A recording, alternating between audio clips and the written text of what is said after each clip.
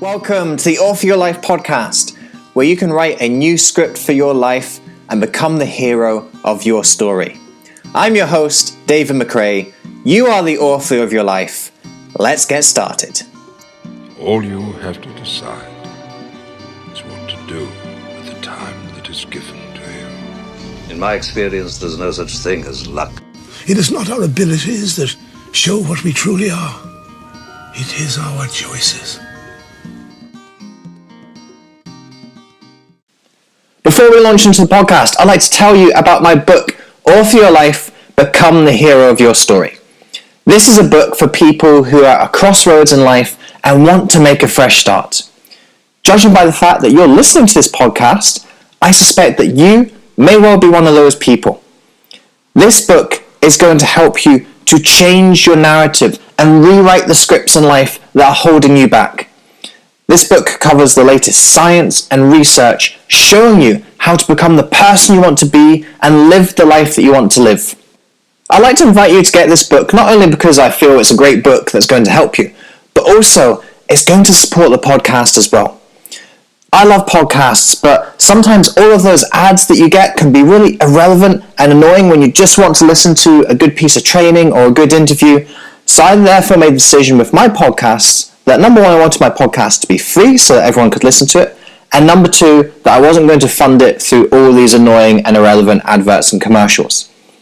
Therefore, if you want to support the podcast and support all the things that I put out there for free, whether it be here on the podcast, my YouTube channel, other areas on social media, then buying a book is going to enable and help that process. So this is what we call a win-win scenario. By buying the book, you help to support my work and all the free stuff that I put out there, and you also get a really transformational book that's going to help you make those changes that you really want in your life. So if you feel you're someone who's at that crossroads in life, you're looking for a new direction, you're looking for a fresh start, then make sure you get this book. Author Your Life, Become the Hero of Your Story is available on Amazon in ebook, paperback, and audiobook. Whatever your preferred medium, it's there for you to go get right now. Hello, story changers, and welcome back to another episode of Author Your Life. In today's episode, I would like to talk about an important question. The question is, how do I know whether I'm being too hard on myself? Now, this is a question that I hear quite a lot. This is a question that sometimes I have to ask myself. And the answer to this question, like a lot of answers in life, is all about balance. There is a balance to be found between knowing when you're being too hard on yourself and also knowing when you're not being hard enough. So we're going to cover that distinction in this video, and hopefully this is going to help you to work out when to push yourself and when to ease off and cut yourself some slack. So let's look at the opposite end of the equation first. Let's look at actually, when are you not being hard enough for yourself? And I think this is a really important thing to cover, because actually I think our world needs more people being hard on themselves in certain scenarios. We need more people being hard on themselves when it comes to their health. We have an obesity epidemic. We have people stuff themselves full of junk food. We have people not sleeping right. We need to be tough on ourselves for things that are important. We need to be firm with ourselves when it comes to our fundamentals. We need to be firm on ourselves if we're not exercising 3 or 4 times a week. We need to be firm on ourselves if we aren't doing meaningful work and in a career path that is meaning and fulfilling for us. We need to be firm on ourselves if our relationships are full of conflict or we're disconnected. We need to work on these things, and we need to apply more pressure than what we are doing right now. As the saying goes, no pressure, no diamonds. You need to put pressure on yourself if you aren't keeping in a routine. You need to put pressure on yourself if you're not growing and progressing where you want to go. And I think sometimes people need to be harder on themselves. A lot of people just sit back and say, well, okay, I'm unhealthy, but that's just the way that I've been used to. That's the lifestyle that I've grown up in. Yeah, I'm in work I don't really enjoy, but hey, it pays the bills and it's better than some other things I could be doing. Or hey, you know what? Our relationship isn't great, but hey, at least we get by. That's not good enough. If there are areas of your life that need work, don't slack off in these areas. That's where you need to be firm with yourself. That's where you need to push yourself. You do need to be hard on yourself in these cases. You need to be hard on yourself on the small, daily, routine, consistent actions that you need to do to grow and progress to where you want to go. So that's the first half of the equation. Now, the second half of the equation is when we are being too hard on ourselves. So there I was a little bit firm and a little bit challenging, saying that we do need to be harder on ourselves, we do need to put some more pressure on ourselves, but we need to learn how to channel and focus that energy and attention. And there's some times where that energy and attention isn't really serving us. And the realm that I see this in is if we think about putting pressure on ourselves for small, daily, consistent actions on a journey of growth and progression. You need to be easier on yourself with the big stuff. So if you haven't won that Oscar yet, if you haven't got that six-pack yet, if you haven't met the love of your life yet, then you need to chill out and stop being so hard on yourself.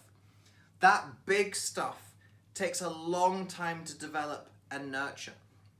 And it's very easy to get caught in a trap of looking at our current circumstances, looking at our ideal circumstances, and being hard on ourselves because we haven't magically jumped across the bridge between the two. You don't magically cross the bridge, you construct the bridge bit by bit. And this is where you need to cut yourself some slack. This is where you need to be less hard on yourself. And this is something I experience quite a lot. I'm good at being hard on myself in this area. I'm good at putting pressure on myself and being firm and saying, David, you've got those 3 gym workouts each and every week to do. You've got your morning meditation to do every single day. That book isn't going to write itself. You need to sit down and write that out. I'm good at being hard on myself in this area, but unfortunately that means I'm also good at being hard on myself in this area. I'm good at being hard on myself for the big stuff. And that's actually where you don't want to be hard on yourself. So sometimes I look at my ideal projected self, my ideal projected future, and I get frustrated and irritated with myself that I'm not there yet. And that's when you need the reality check. That's when you need to broaden the perspective and say, these aspirations that I have are fantastic. I want you to be aspirational. Our world needs more aspiration. But you also need to chill out and be more relaxed in the journey towards that aspiration and have the gratitude and the appreciation for where you are right now. Say, okay, this is my aspiration. That's where I want to be. But right now, I'm happy with the progress that I'm making. I know that I'm on the right path. Don't be hard on yourself because you're not there yet. And that's where we need to be kinder to ourselves. That's where we need more compassion to ourselves. If you're hard on yourself for not being in this ideal situation, then to be honest, you'll be hard on yourself for most of your life. You'll always be able to find some ideal that you haven't reached. There's always someone or something that's better to negatively compare yourself to. If you get stuck in that cycle, then you're going to be stuck in a pattern of loathing, despair, anger, and resentment.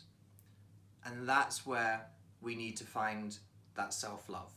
That is where we need to back off and stop being so hard on ourselves. So those are the 2 components of the answer to this question. Am I being too hard on myself? Well, if you're sitting on the sofa watching Netflix all the time instead of doing your meditation, doing your workouts, doing your creative work, whatever that might be, doing your learning and growth, yeah, you need to be harder on yourself. You need to buck your ideas up. You need to step up and start putting in that work. But if you're being hard on yourself because you aren't at some ideal projected future, then you need to ease off. Then you need to slacken off. You have my permission to be kinder and more compassionate to yourself. So folks, I hope this episode has helped you today. I hope that's helped you answer a question. And it will ultimately help you in the future to monitor and check in with yourself, to notice when you're putting the pressure on yourself and whether that is appropriate pressure or not so appropriate pressure. I look forward to sharing with you, as always, in the future. But until then, remember that you are the author of your life. You hold the pen and you can write whatever script you want for yourself. I'll speak to you soon. David. Thank you so much for listening to this episode.